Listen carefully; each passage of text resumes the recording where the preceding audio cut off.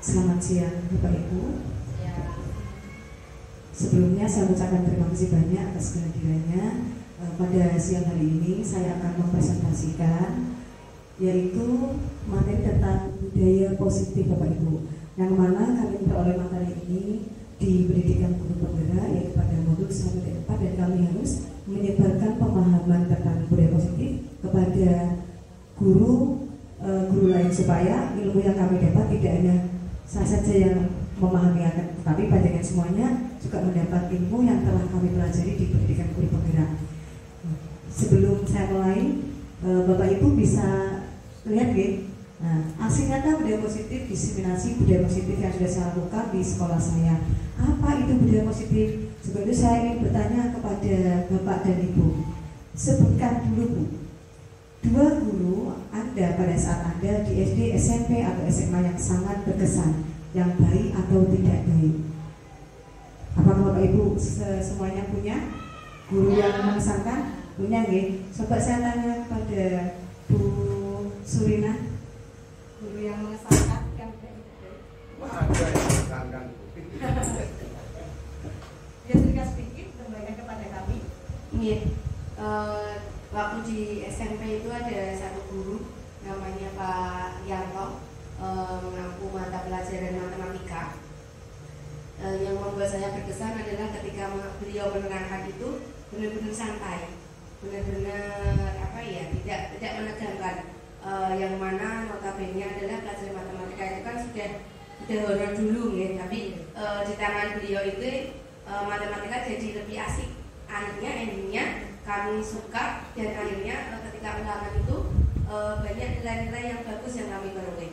Itu yang berkesan buat saya. Terima kasih Bapak Ibu.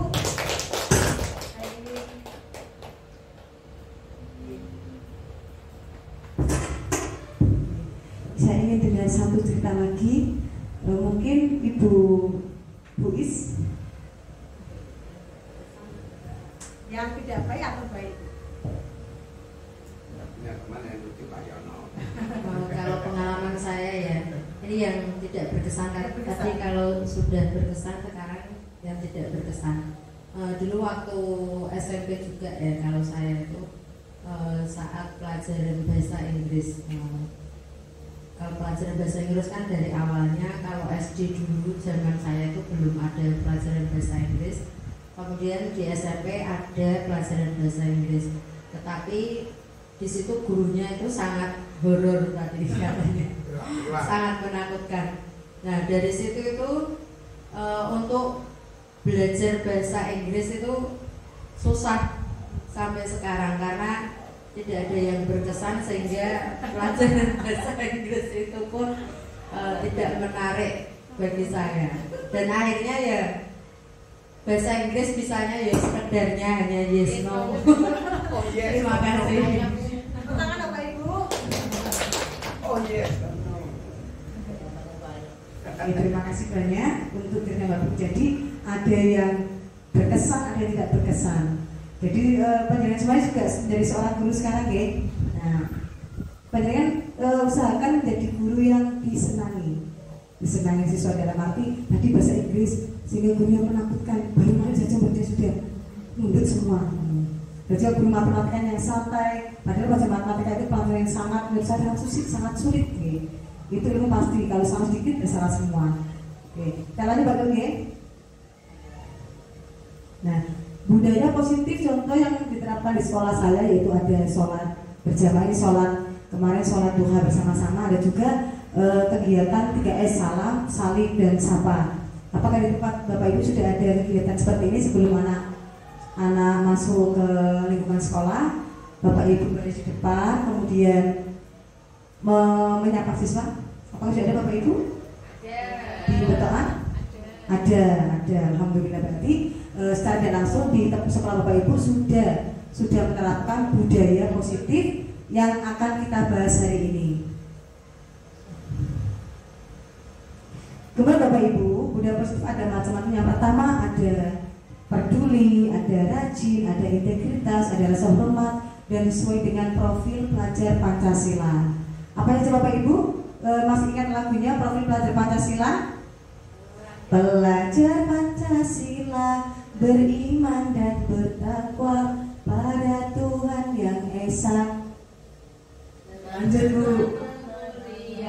Berkebinekaan global, gotong royong mandiri, kreatif dan bernalar kritis. Sekali lagi yuk, 1, 2, 3. Lupa. Ini lagu. Oke. Tapi biasa ya Bu ya.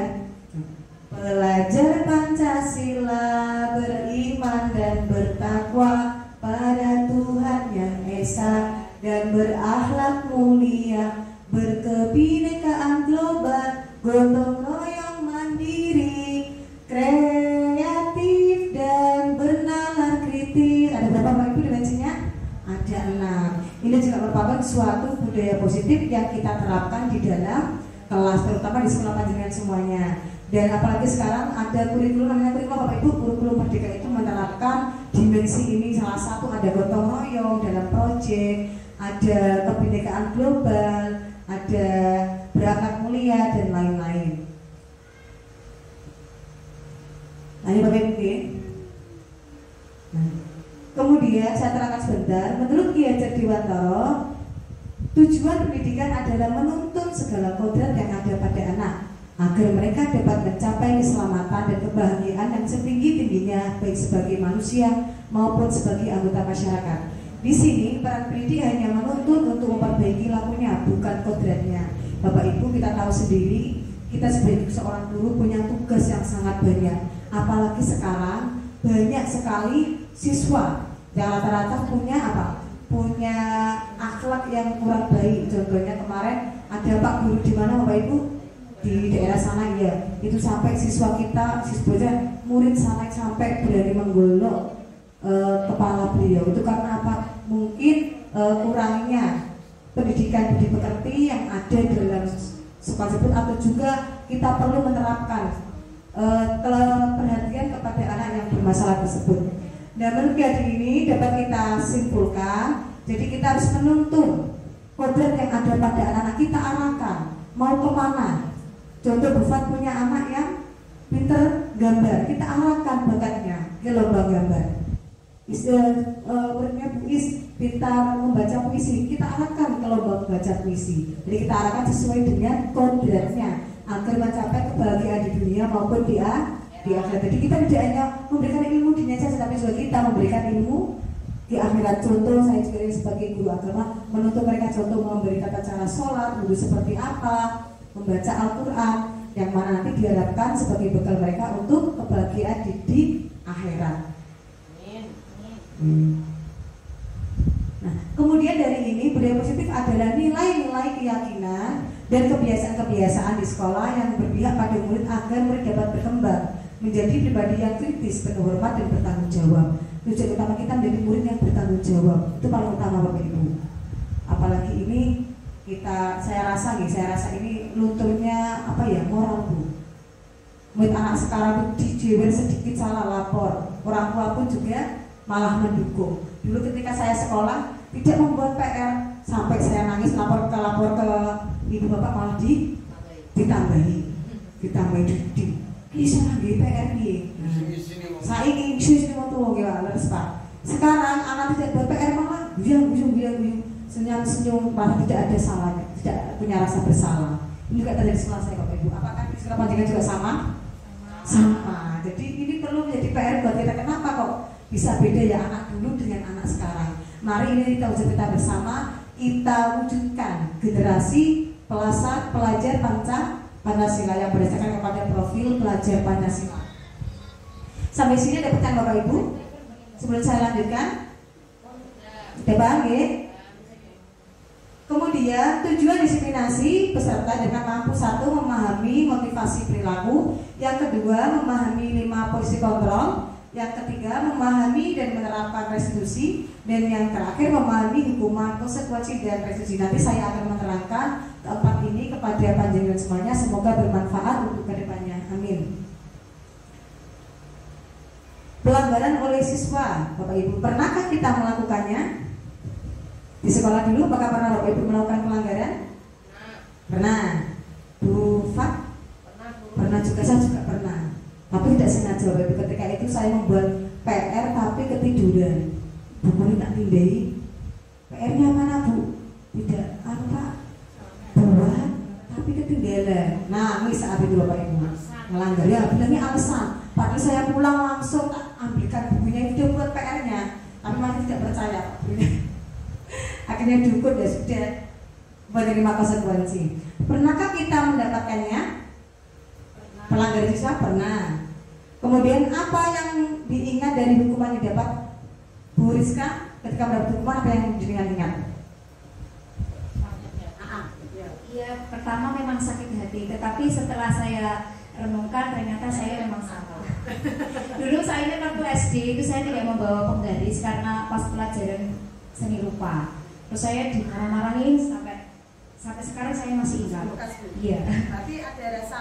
Terus saya akhirnya saya bisa menggambar garis itu antara 2 cm kanan kiri. Itu kan dulu susah, saya kelas 3 gambar itu saking takutnya. Akhirnya di warna-warni tidak bisa-bisa, tapi sekarang saya sudah bisa lagi. Tapi sudah ada nyanyiannya itu. Oke. Terima kasih. Jadi malah satu hukuman membuat anak ingat deh, ingat apa hukuman yang diberikan, malah dendam. Kalau sendiri tidak dendam, tapi cenderung ke selalu mengingat kejadian tersebut. Kemudian pesan dari hukumannya membuat apa? Suatu pelajaran akan tetapi malah membuat apa Bu? Dendam tadi. Hukumannya, ya kesalahannya apa? Tadi Bu Rizka lupa membawa penggaris. Sampai sekarang pun sudah usia kepala 3 masih ingat. Punya buat pekan SD sampai sekarang sudah berapa Bu? Usia berapa? 30 ke atas masih ingat kejadian tersebut. Kemudian Bapak Ibu, menurut Kiai Dewantara, di mana ada kemerdekaan, disitulah harus ada disiplin yang kuat. Jadi disiplin ini sebelum kita terapkan ke siswa, jadi harus kita apa? Harus kita terapkan dalam diri kita sendiri. Contohnya berangkat tepat waktu. Jadi kita seorang guru itu menjadi suri tauladan yang baik. Kalau gurunya itu terlambat, apalagi muridnya. Ada pepatah, guru kencing berdiri, murid kencing berlari.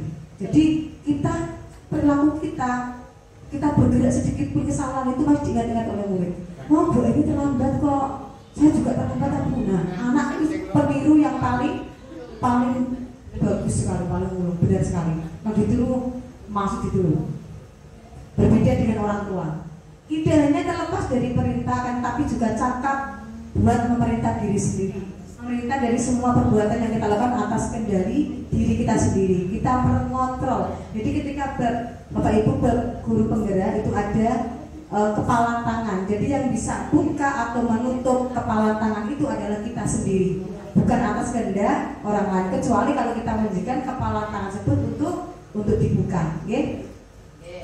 Kemudian selanjutnya ya Pak Ibu ya, disiplin diri dapat membuat seorang menggali potensinya menuju pada suatu tujuan, suatu yang dihargai dan bermakna. Diana Johnson. Jadi suatu disiplin itu membuat kita suatu tujuan. Kita disiplin untuk apa? Untuk menghargai diri kita sendiri. Jangan sampai Bapak Ibu anak ini disiplin karena takut dihukum, karena disiplin karena ingin diberi tumis hadiah, ingin diberi bufat hadiah. Kalau tidak ada hadiah maka anak tidak akan disiplin. Kalau tidak ada hukuman anak tidak akan disiplin. Jadi dengan harapan nanti ini anak muncul kesadaran untuk seperti apa tanggung jawab kepada diri sendiri. Dalam konteks pendidikan, untuk menciptakan murid yang merdeka diperlukan disiplin yang kuat, yaitu memiliki disiplin diri dan memiliki motivasi internal, kemauan pada diri kita sendiri.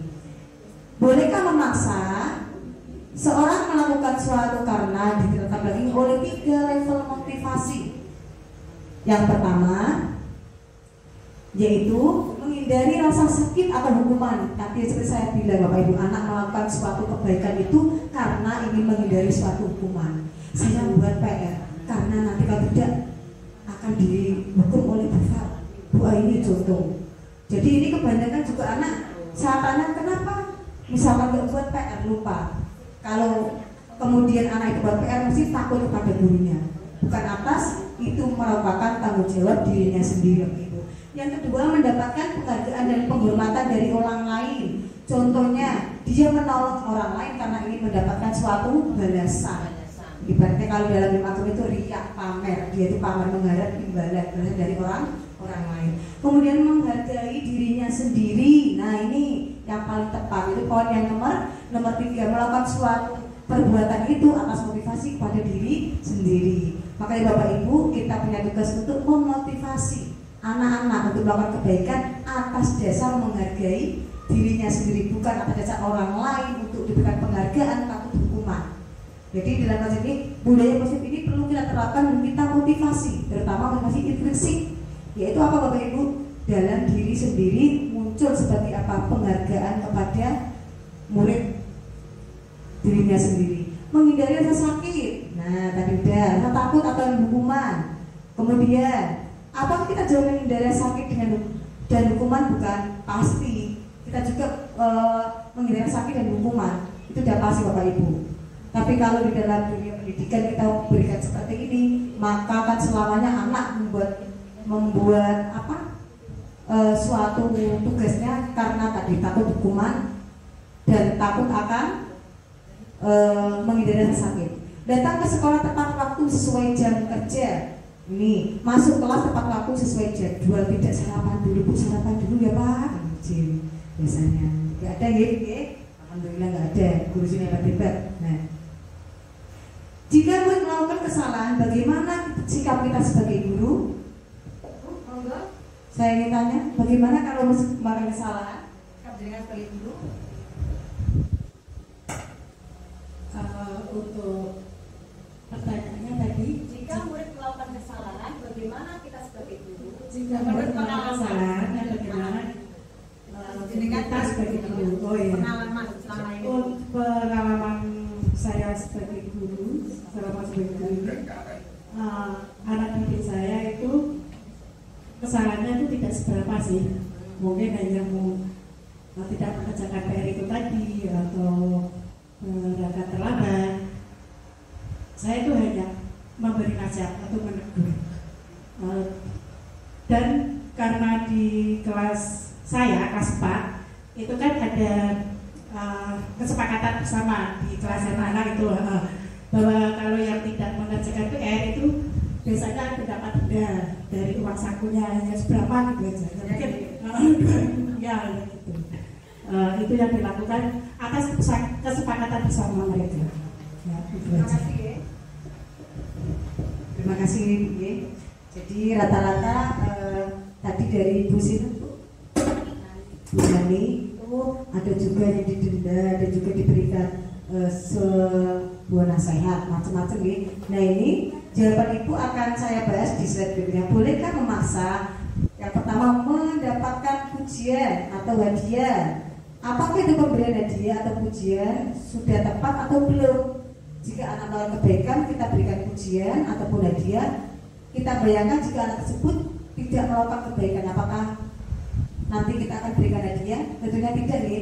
Jadi pemberian hadiah ini saya rasa belum tepat atau tidak tepat sebagai untuk mendisiplinkan siswa. Karena nanti biarkan jika kita tidak memberi hadiah ataupun kita tidak berikan sebuah pujian, anak tersebut akan tidak berbuat baik.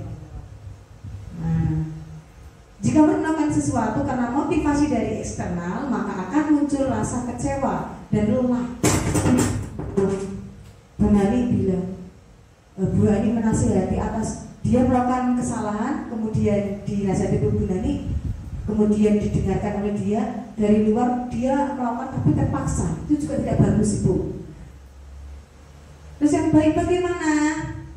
Tugas guru adalah mengidentifikasi motivasi internal yang ada pada murid. Ini tugas kita. Motivasi internal yang membuat murid untuk melakukan budaya positif itu apa? Seperti apa ya? Pemberian apresiasi di akhir pembelajaran, semua diapresiasi. Terima kasih anak-anak, hari ini kalian luar biasa. Itu juga anak-anak senang. Ya Bu, ya Bu. Saya juga sendiri biasa sebelum mengikuti ini juga udah assalamualaikum warahmatullahi wabarakatuh selesai pulang. Tidak ada kata-kata terima kasih anak-anak di luar biasa, tidak ada Bu. Jadi mungkin setelah ini sangat bermanfaat ya, terutama untuk guru sebagai pembelajaran, terutama untuk penerapan budaya positif yang mana nanti ini berdampak baik bagi anak. Menghargai dirinya sendiri. Nah ini murid melakukan sesuatu karena ingin menghargai diri sendiri, motivasi dari internal. Jadi untuk sebagai bentuk penghargaan kepada diri sendiri. Nah, Bapak Ibu, ini jenengan ketika mengajar di mana posisi panjenengan? Yang pertama ada posisi pendukung tadi. Salah, nah tidak piket keliling lapangan 10 kali. Ada membuat rasa bersalah. Ada juga teman, ada pemantau dan ada juga manajer. Jadi Bapak Ibu selama ini berperan sebagai apa, Bu? Kira-kira manajer. Kalau saya dulu pembuku. Masuk anak, kamu salah apa Mas? Terlambat, terus istighfar selama 100 kali. Pak Yama berpon Pak Yama. Selama ini Pak, gimana Pak? 5 piton.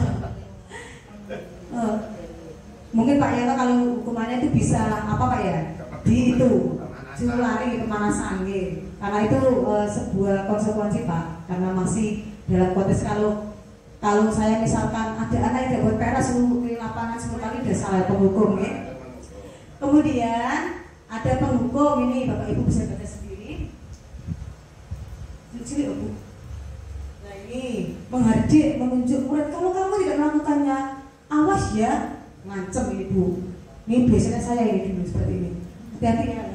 Kemudian memberontak menyalahkan orang lain dan berbohong, murid meletakkan guru di luar dunia berkualitas. Kemudian ada membuat orang merasa bersalah, berceramah mengatakan seharusnya Bapak kecewa, kamu tadi kan sudah janji sama Bapak, kenapa kamu gak kasihan sama Bapak? Nah, jadi seakan-akan murid itu dia malah disalahkan. Kemudian ada sebagai teman membuatkan alasan-alasan untuk muridnya. Ayolah lakukan demi ibu, masa kamu tidak mau? Ingat, Bapak tidak pernah bantu. Jadi sebagai teman dianggap temannya sendiri. Kemudian ada pemantau, menghitung dan mengukur. Ada apa peraturannya? Menyesuaikan diri bila diawasi. Kalau tidak diawasi ya sudah. Wassalamualaikum. Kemudian ada manajer mengajukan pertanyaan-pertanyaan. Contoh seperti ini. Ada anak yang makan di kelas. Nah, tadi kenapa kok makan di kelas? Saya lapar. Terus tanyakan lagi. Keyakinan kelas, apakah sudah sesuai dengan keyakinan kelas? Terus diberi solusi Bapak Ibu, jangan langsung menghakimi. Sudah kalau makan keluar kelas. Nah, ada yang seperti itu. Diberi solusi, kemudian kita dekati. Jadi kalau anak juga jangan sampai kita psikisnya kena karena dia melakukan satu kesalahan. Ya Bapak Ibu nih. Jadi solusi ini yang paling baik menurut Bapak Ibu yang mana? Sebagai manajer betul sekali. Kali ini lebih memihak kepada murid, menyelesaikan masalah murid, tidak malah menambah-nambahi. Contoh sebagai penghukum, dimarahi bu guru, nanti di rumah kepikiran. Bisa jadi itu timbul perbuatan apa Pak? Balas dendam, benci. Aku benci sama Bu ini. Tadi dimarah-marahin. Nah, bisa jadi malah banyak dikembesi ya Pak Ibu. Itu ada. Kalau SMA itu ada ya seperti itu. Banyak malah. Dulu SMA juga teman saya banyak yang seperti canggih dendamnya sama guru, digembesi Pak sepedanya Pak. Ada juga itu kursinya dikasih apa saya nggak tahu. Baik, kalau itu kotor, ya. Kalau ini pokoknya kotor nggak ini ya. Jadi yang posisi yang paling tepat adalah sebagai manajer. Sebagai pendidik kita sebaiknya menerapkan cara-cara yang positif ketika meminta murid untuk melakukan sesuatu tanpa harus memaksa. Yang pertama, mengajak atau mendorong murid melakukan kegiatan yang mereka senangi. Kemudian membantu murid untuk menemukan inspirasinya. Kemudian membuka ruang dialog dengan murid. Jadi kayak kemarin saya mencoba untuk melakukan keyakinan kelas. Jadi kita membuka ruang diskusi untuk murid. Karena ternyata selama ini saya juga salah. Saya tidak menerapkan, tidak membuat kesempatan kelas Bapak Ibu. Jadi kemarin saya baru buat kelas 6. Ternyata mereka seperti ini ya, buku kesempatan kelas sebenarnya ada kan tidak ada, guru kelas juga belum buat. Jadi saya mulai dari kelas 6 dan alhamdulillah semoga nanti kesempatan kelasnya disepakati dan timbul rasa tanggung jawab terhadap apa yang telah mereka buat, yaitu kesepakatan kelas. Kemudian Bapak Ibu ada yang mau ditanyakan sampai sini? Tidak nggih? Apakah kita cenderung memaksa murid untuk patuh mengerjakan sesuatu selama ini Bapak Ibu? Apakah kita cenderung memaksa? Ya, tidak. Bu Nani tidak. Bu Surina memaksa. Bu As? Tidak. Bu Rizka? tidak memaksa, jadi ada yang memaksa ada yang tidak. Atau dengan cara-cara lain yang membuat merasa senang dan dihargai dalam mengerjakan sesuatu. Ini lebih ya.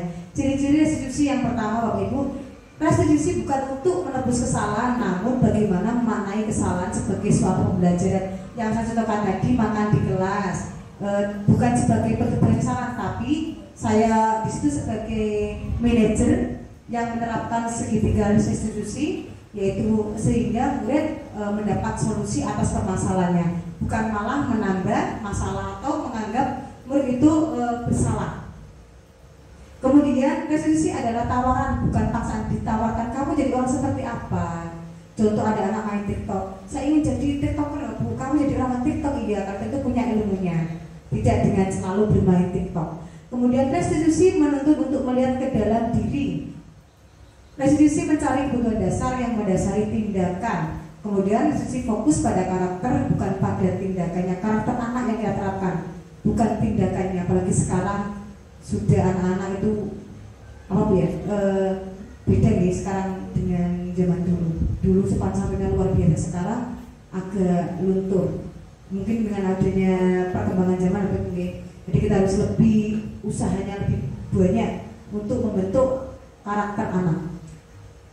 Kemudian ini Bapak Ibu, segitiga restitusi ada validasi tindakan, ada memvalidasi tindakan, dan ada menanyakan keyakinan, dan ada lagi menstabilkan identitas. Nah, ini ada contohnya. Tadi sebelum saya putarkan video tentang restitusi segitiga yang sudah saya lakukan.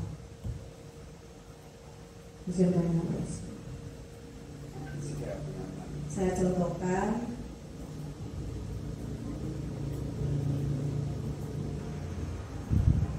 Nah,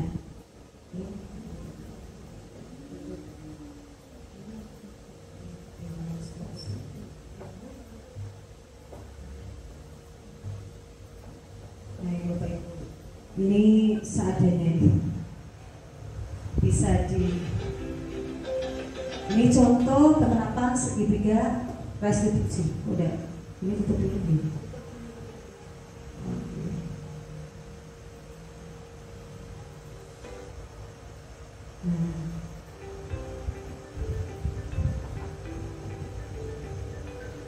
Ini contoh Bapak Ibu.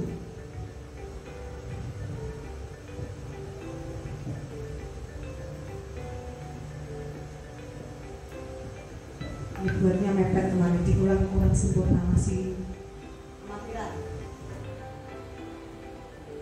Maka saja pelajaran.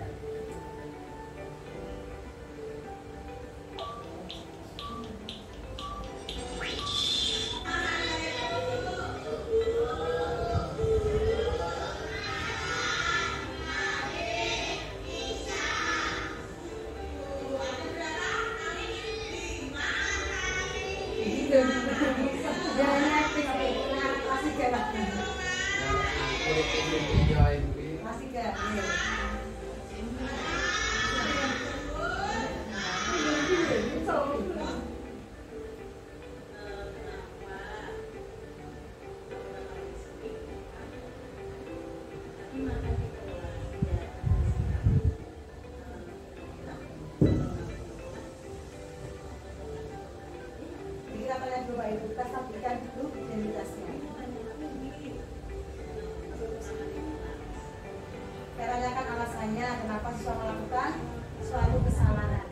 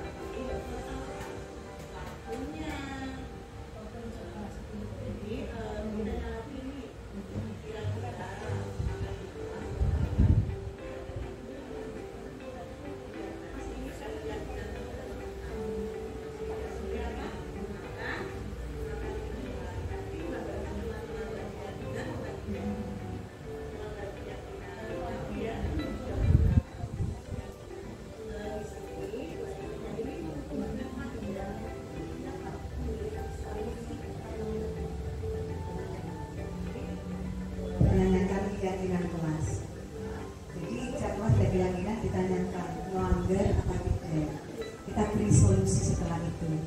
Tidak boleh marah-marah mungkin.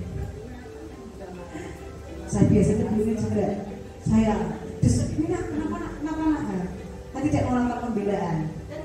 Langsung saya judge, wah kamu salah ini. Nah, langsung saya seperti itu.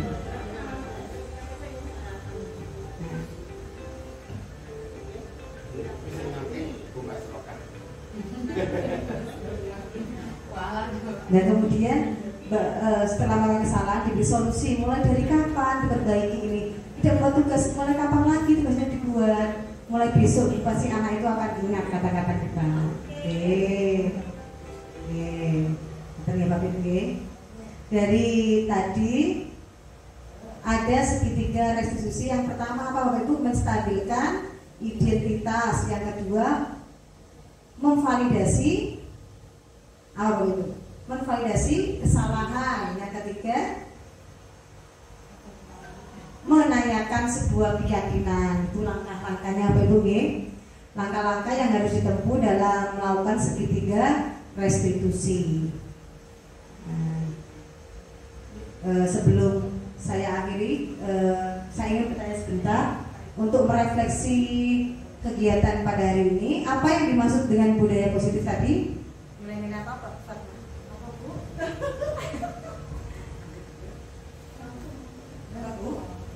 Nilai-nilai apa tadi? Nilai-nilai pembiasaan setiap hari di kelas masing-masing. Iya, di kelas masing-masing. Kemudian apa yang Anda pahami tentang posisi kontrol? Selama ini Anda berada di posisi mana? Bu As? Saya berada di posisi penghukum. Penghukum. Oke, sama Bu, saya dulu juga penghukum. Bu Surina, selama ini di posisi mana? Pengarah. Di posisi membuat rasa bersama. Membuat rasa bersama. Bu Dian, sebagai teman sama pemantau. Bu Nani, mana saya? Sebagai pemantau Bu. Oke. Bu Is, manajerial, keren. Bu, biasanya penghukum. Jadi setelah memperoleh pelajaran ini, saya harap Bapak Ibu bisa mengubah posisinya, nggih. Jadi yang paling tepat adalah sebagai seorang manajer yang sudah Bu Is lakukan.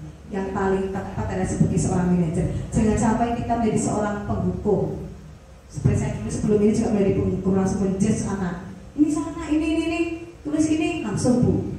Kita pasti sama Ibu. Dan mudah-mudahan nanti setelah Bapak Ibu mulai mendapatkan materi ini, Bapak Ibu semuanya dapat merubah posisi panjenengan semuanya untuk menjadi posisi manajerial. Bisa nih Bapak Ibu ya? Bisa. Apa perbedaan hukuman dan konsekuensi? Bu Rizka, Hukuman berupa apa Bu? Hukuman apa? Perbedaannya hukuman, konsekuensi dan restitusi. Kalau dihukum restitusi, ya, kemudian konsekuensinya akibat dari? Oke Bu, tepat sekali ya. Jadi antara hukuman, konsekuensi dan restitusi itu sangat berbeda, tidak sama. Ya, jadi sebagai seorang guru mudah-mudahan jangan sampai menghukum terus ya kita juga bosan kok. Hukuman terus kan capek. Dihukum tetap besok lagi balik lagi. Seperti itu, ini pengalaman. Udah buat PR, besok lagi diulang lagi, udah dihukum diulang lagi. Di sebagainya. Tidak, dan itu hukuman Bu. Oh kayaknya menenda Bu. Iya, jadi kesempatannya bisa diubah ya Bu. Oke, sebelum saya akhiri ada pertanyaan dari Bapak Ibu? Ada pertanyaan? Sudah cukup? Cukup, mudah-mudahan ini yang saya sampaikan bermanfaat bagi Bapak Ibu semua, terutama dalam kita mendidik murid kita. Tetap semangat walaupun ini godaannya sangat banyak Bapak Ibu. Saya tahu guru di zaman sekarang itu kerjaannya lebih susah, lebih banyak, belum lagi tuntutan kita administrasi dan lain-lain, belum lagi masalah anak itu banyak setiap hari. Saya itu tidak akan ada habisnya, pasti ada, sebenarnya pasti ada terlambat, anak nggak buat itu pasti ada Bu. Jadi saya pesan Bapak Ibu tetap semangat, untuk mendidik generasi bangsa dan jangan berpesan untuk selalu mendidik anak untuk menjadi anak yang berkarakter profil pelajar Pancasila. Sekian dari saya, apabila ada kata-kata yang salah maupun sengaja ataupun tidak, wabillahi taufiq wal hidayah. Wassalamualaikum warahmatullahi wabarakatuh. Waalaikumsalam warahmatullahi wabarakatuh. Pertemuannya bagus, saya kurang.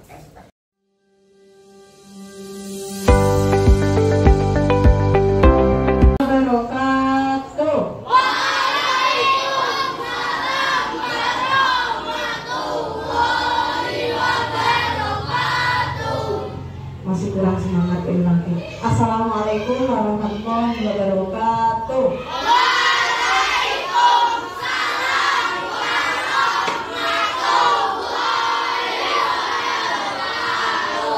Selamat pagi anak-anak. Sudah siap mengikuti pembelajaran ini? Nah, semangat ya. Semangat. Coba perhatikan Bu di sini. Hari ini Bu Eni akan membuat sebuah kesepakatan kelas. Apa Bu Eni kesepakatan kelas itu? Kesepakatan kelas adalah suatu aturan yang harus kalian patuhi, taati. Nanti kita buat bersama dan menjadi kesepakatan bersama. Jadi yang buat tidak Bu Eni, tetapi kalian sendiri. Okay? Sebelumnya pernah membuat kesepakatan kelas apa tidak? Belum? Sudah belum?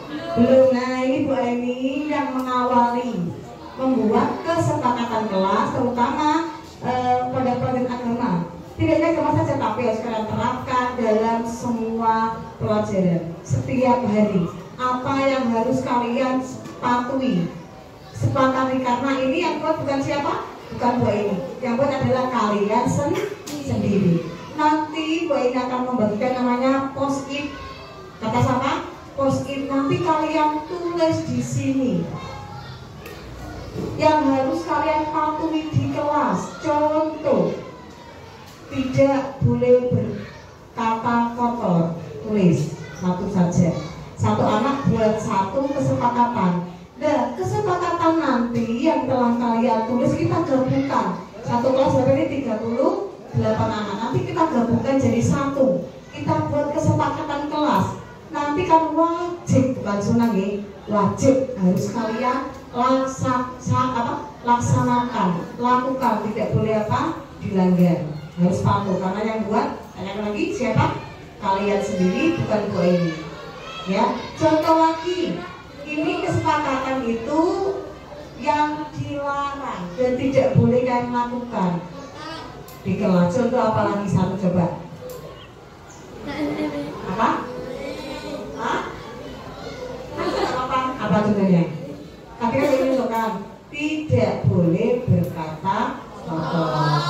Tapi contohnya apa lagi coba? Tidak membuli. Apalagi tidak mengejek. Tidak apa? Tidak boleh mengerjakan tepat waktu. Contohnya boleh. Boleh dibagikan.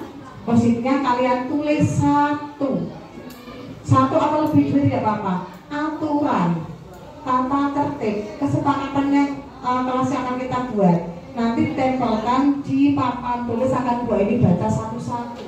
Dikasih nama, ya. Ini yang buat siapa? Bu Eni akan kalian sendiri, bukan Bu Eni. Oke? Semangat, tepuk semangat.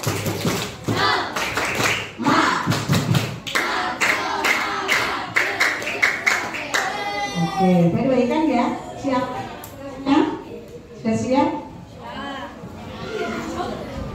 Satu-satu silakan ditulis, nanti ditempelkan.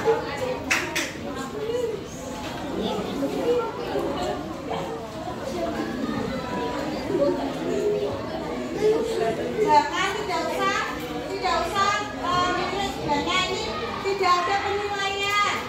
Kamu buat sendiri, tidak ada apa? Penilaian tidak dinilai.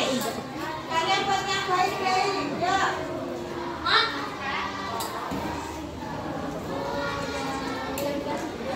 Gak usah, langsung nama saja nih.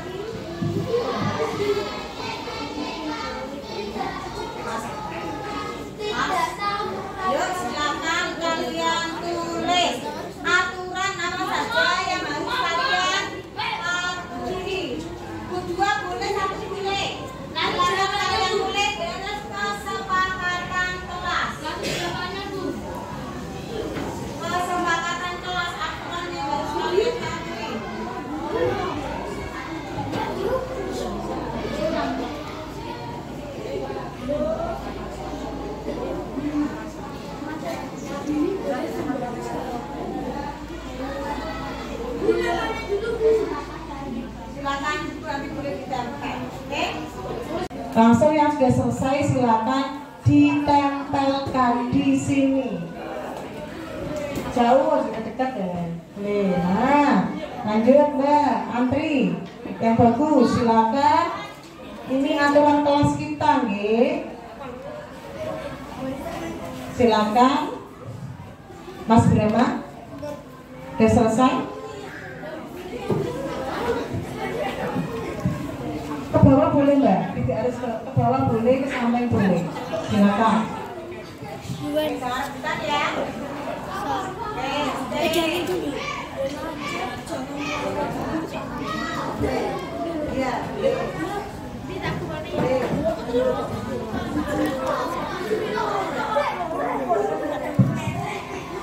Yang lain? Boleh 3 boleh? Boleh. Nanti ini kita akui bersama, oke? Oke, lanjut yang belum. Silakan. Oke.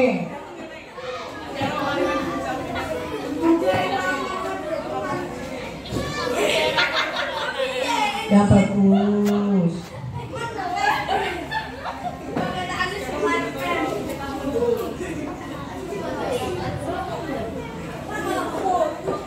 Sudah belum? Oke. Boleh. Ini yang buat kalian sendiri ya. Hati-hati. Oke, hati-hati. Hati-hati.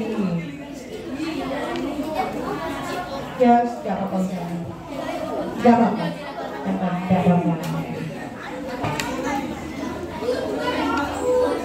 Tidak apa-apa.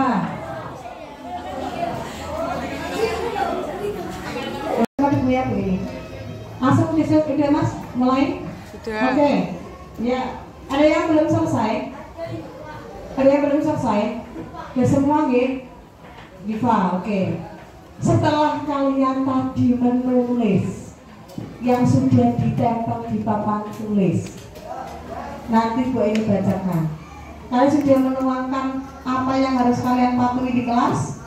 Sudah menulis berapa? Satu tadi ada yang 1. Ada yang 2, ada yang 3, ada yang 5, tidak ada. Oke, sekarang Bu ini bacakan, nanti kita buat kesimpulan kesepakatan kelas yang akan kita laksanakan. Kita patuhi. Yang pertama, tidak boleh berkelahi, tidak boleh membuli.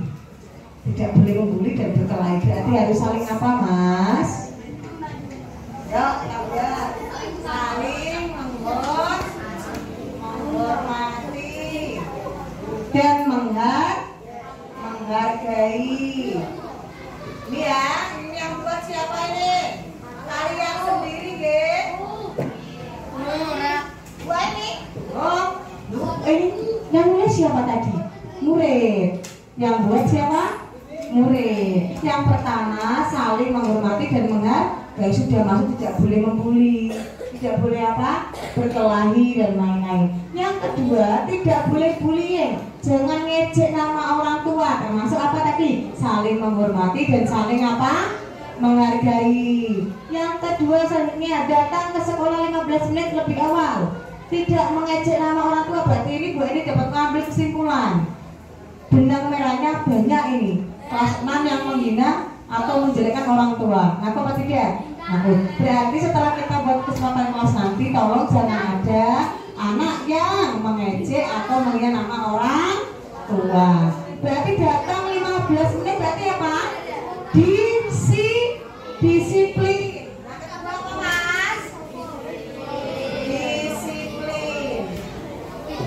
Ini yang kita baca terkait ini disiplin. Nah, yang ke selanjutnya, jangan melarikan diri saat piket. Nah, siapa yang melarikan diri nih? Berarti ada yang melarikan ada. Berarti kata jangan kita ubah. Berarti harus apa? Melaksanakan tugas apa dengan baik.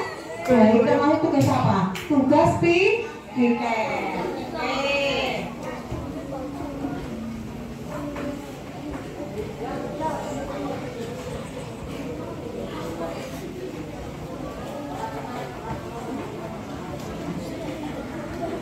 Melaksanakan tugas dengan baik. Selanjutnya, nggak tertawa ini.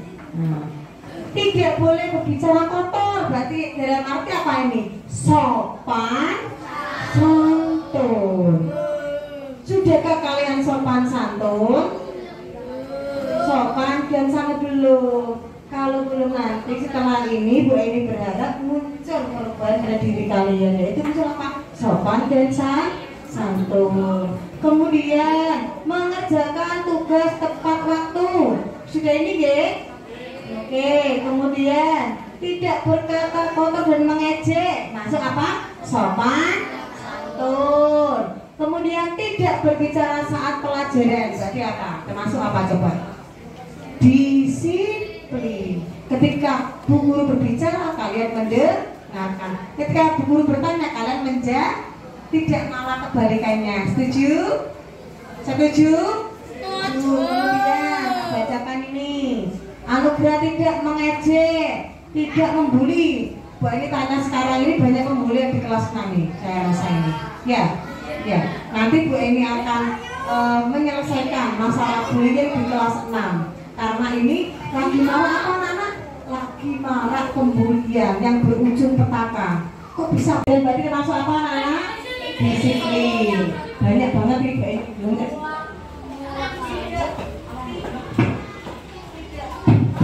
Tidak boleh berkata kasar ke sekolah tepat waktu. Sudah termasuk anak-anak saling menghormati. Terus iya, disiplin sama nggih. Kemudian mendengarkan guru. Apa termasuk apa? Disiplin. Menjaga kebersihan. Berarti harus apa? Membuang sampah. Membuang apa? Ngacung yang bisa membuang. Ya, membuang sampah. Pada temannya. Membuang sampah.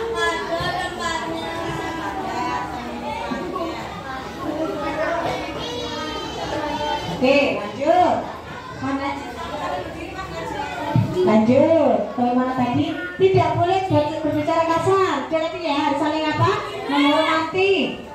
Mengerjakan PR termasuk apa anak-anak? Disiplin. Mengerjakan tugas dengan tepat. Waktu tidak boleh bicara saat guru mengajar. Apa berarti? Oke, pintar. Kemudian aturan tidak boleh berkata kasar. Masuk mana mas? Tadi udah. Tidak berkata kasar termasuk apa? Sopan santun. Tidak memanggil nama orang tua. Saling apa? Menghargai dan menghormati. Tidak mengobrol termasuk apa mas? Nah, lanjut. Tidak berkata kotor, tidak mengejek, tidak membuli teman termasuk apa? Sopan santun. Tidak membuli rata-rata ini. Tidak mengejek teman. Tidak boleh ngomong kasar, tidak mengejek teman. Sudah nggih? Tidak boleh mengejek, tidak boleh berkata kotor, tidak boleh membuli. Berarti harus sopan ya. Santun, tidak mengejek, tidak berkata kotor, membuli semua ini rata-rata ini. Tidak boleh membuli, berkata kotor, tidak boleh gaduh. Berarti apa? Iya, pintar. Tidak boleh bertengkar, termasuk harus sama saling apa? Tidak membuli. Dilarang berpacaran di kelas. Dilarang berbicara kotor Tidak boleh membuli. Tidak boleh membuli, tidak boleh mengejek. Apa ini? Saya bingung ini. Oke, anak-anak, dari ini kita memperoleh 5. 1. Saling menghormati dan saling menghargai. Yang kedua, disiplin. Disiplin dalam pelajaran. Disiplin dalam apa? Berdoa. Disiplin dalam apa? Mengerjakan tugas waktu. Makan dan minum ketika jam pelajaran. Sopan santun, membuang sampah pada tempatnya. Ada yang perlu ditambah dari kesepakatan yang sudah kita buat? Perlu tambah lagi ini karena masih 5. Ya, logika. Yang perlu kita tambah apa lagi? Aturan yang kita patuhi. Kedua harus apa? Ya, jadilah. Iya, berarti membuli gitu. Kalau membuli termasuknya kita harus apa? Saling menghormati dan menghargai. Apalagi Mas? Kalau buat Mas harus apa? Ya Pak, izin ketika ingin meninggalkan harus apa? Apa? Ayo. Iya, bapak menjaga keindahan kelas.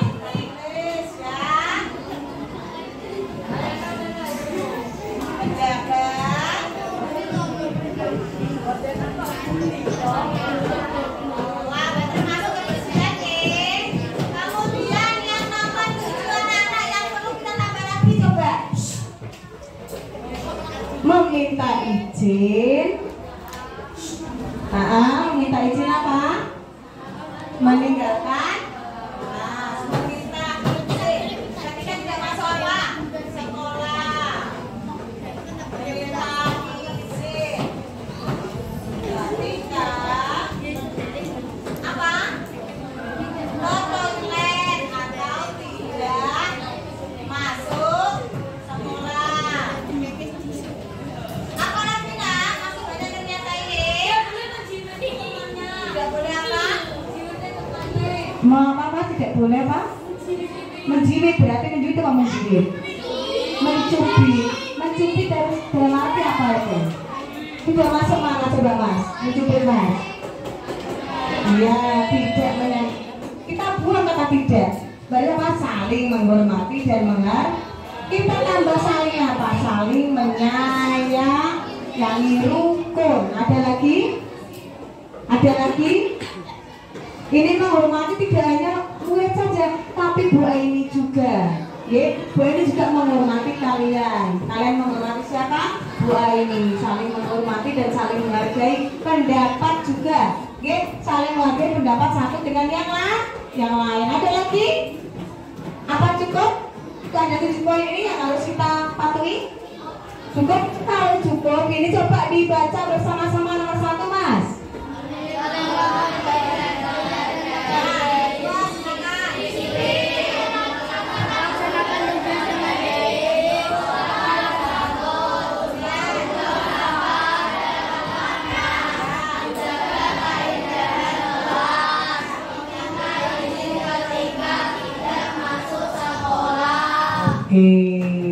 Ini kesepakatan yang telah kita buat harus kalian apa? Lakukan, patuhi. Bu, bagaimana caranya patuhi? Kalian terapkan ini Mas Bintang ada pada diri kalian. Jangan sampai bilang karena apa Mas Mbak? Ini yang buat siapa? Kalian sendiri. Sepakat ya? Sepakat anak-anak? Mulai hari ini kita pakai untuk kesepakatan kelas kita, ya. Wajib dia apa?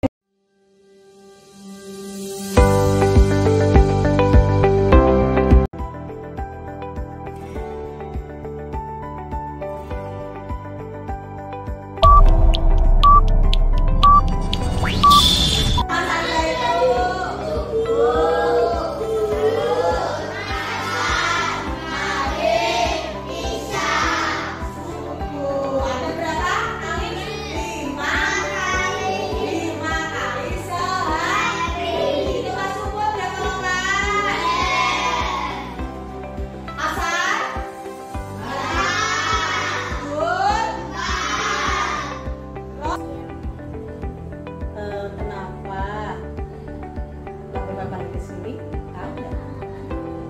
makan di kelas, ya betul sekali. Kira-kira kalau makan di kelas merupakan perbuatan yang baik apa tidak? Tidak. Jadi mau tanya lagi nih, kenapa nggak boleh makan di kelas? Belum sarapan, makan ya Mbak? Ya, kenapa kok bisa telat sarapannya? Itu malaman, jam berapa? Jam 10 malam. Gua ini tahu kalau makan itu adalah kebutuhan siapa? Kebutuhan manusia. Gua ini juga butuh makan loh. Kalau gua ini lapar, gua ini pasti makan. Akan tetapi gak harus tahu apa waktunya. Jadi gua tanya lagi nih, kira-kira makan di kelas merupakan perbuatan yang baik apa tidak? Tidak baik. Masih ingat gak keyakinan kelas nomor 4? Tidak boleh apa? Makan di kelas. Berarti Mbak Berfa telah melanggar keyakinan apa tidak? Melanggar keyakinan. Tahu ya kan sudah melanggar apa? Keyakinan. Di sini Bu Aini tidak ingin menghukum Mbak Berfa, tidak, tapi Bu Aini ingin apa? Memberikan solusi kepada Mbak Berfa. Jadi untuk mengajar Mbak Berfa, besok ketika Mbak Berfa di kelas tidak makan lagi, Mbak Berfa harus apa? Sarapan dulu. Dan bangunnya apa Mbak? Bangun pagi. Juga tidak boleh apa?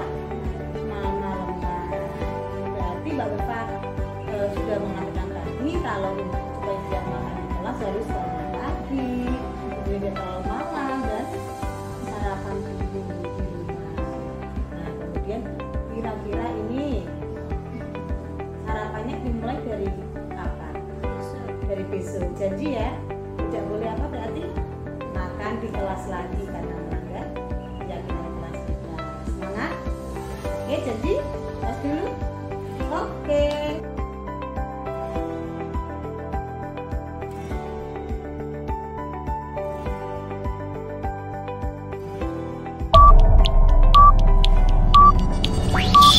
Selamat siang Mas Dio. Sudah istirahat? Kira-kira tahu apa tidak kenapa Mas Dio dipanggil dari sini? Karena terlambat ke sekolah. Kira-kira kenapa Mas Dio terlambat ke sekolah? Ini kemalaman ya? Jadi mau tanya lagi, perbuatan Mas Dio yang terlambat masuk ke sekolah, benar apa salah? Salah. Jadi mau tahu ini kenapa Mas Dio terlambat?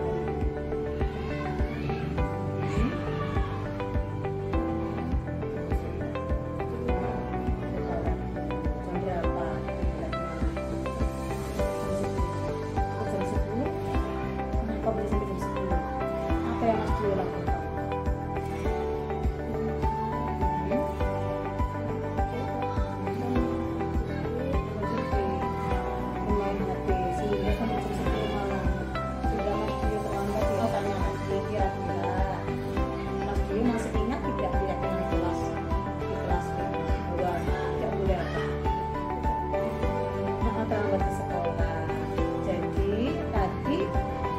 Terlambat ke sekolah melanggar keyakinan kelas kita apa tidak? Ya, jadi Bu Aini di sini memberikan solusi kepada Mas Dio, bukan memberi hukuman ya, atas masalah yang Mas Dio alami terlambat kemana? Berangkat sekolah. Kira-kira supaya Mas Dio tidak terlambat besok harus apa? Tidur lebih awal, kemudian ya, segera dikerjakan dengan baik dulu sehingga nanti Mas Dio tidak sampai terlambat seperti tadi ya. Bu Aini mau tanya lagi nih, kira-kira Mas Dio tidak terlambat lagi mulai dari apa? Besok. Janji? Janji. Kata Bu Aini ya. Nah, apa? Tidurnya lebih awal, segera dikerjakan. Oke, semangat. Boleh balik kelas. Terima kasih Mas. Saya senang sekali karena Bapak diberikan solusi oleh Bu Aini. Terima kasih Bu Aini. Halo, nama saya Dio, saya kelas solusi agar besok tidak terlambat lagi. Terima kasih.